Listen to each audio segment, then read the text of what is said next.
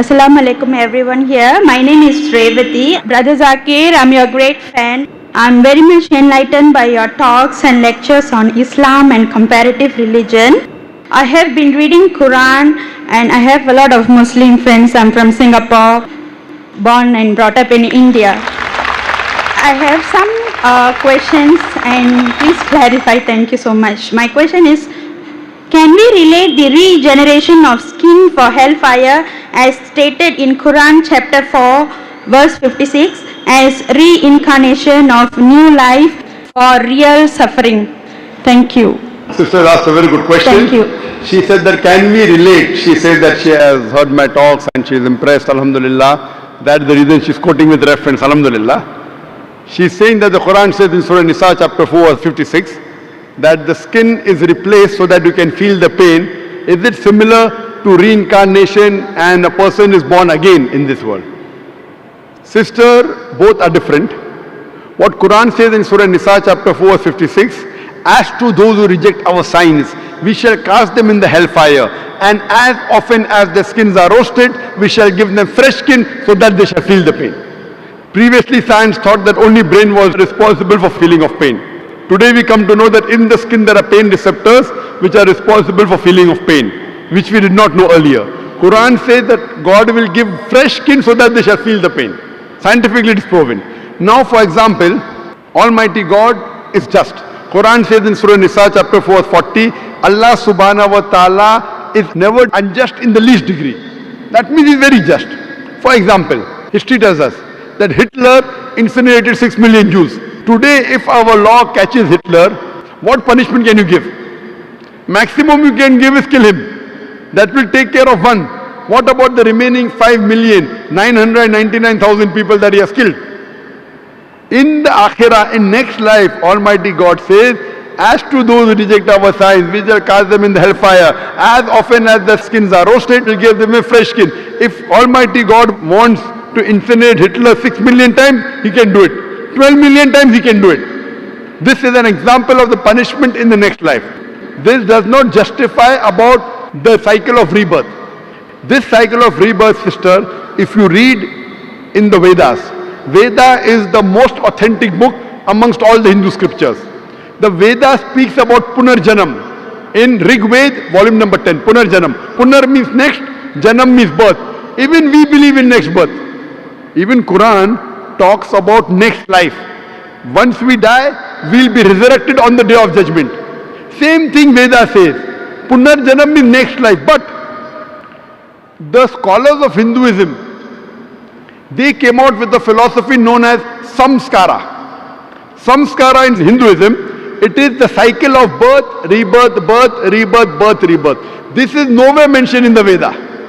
Veda speaks only about next life, which even Quran speaks.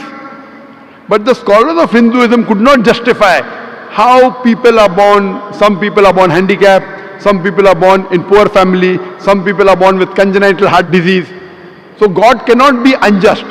So to justify the justice of God, they come with a new philosophy called as samskara, cycle of birth, death. Maybe in their previous life, they did some wrong deed, therefore they are born handicapped. This is the philosophy of the Hindu scholars, not of the scripture. Your Vedas are very explicit, Punarjanam, next life. Even Quran says you come in this world. Allah says in the Quran in Surah Mulk chapter number 67 verse number 2, Allazi khalaqal mauta wal hayata. It is Allah who has created death and life to test which of you is good indeed. So this world you have only life once. Once you die, Almighty God will resurrect you on the day of judgment. That's what the Vedas say. But the Hindu scholars, they could not explain why some children are born deaf, some dumb, some with heart disease, some in a poor family. Because they could not justify, they came with this philosophy which is not mentioned in the Vedas. Same way if you read Bhagavad Gita. Bhagavad Gita says that how does a soul change body? How does a caterpillar, when he goes to a blade, he jumps onto a new blade?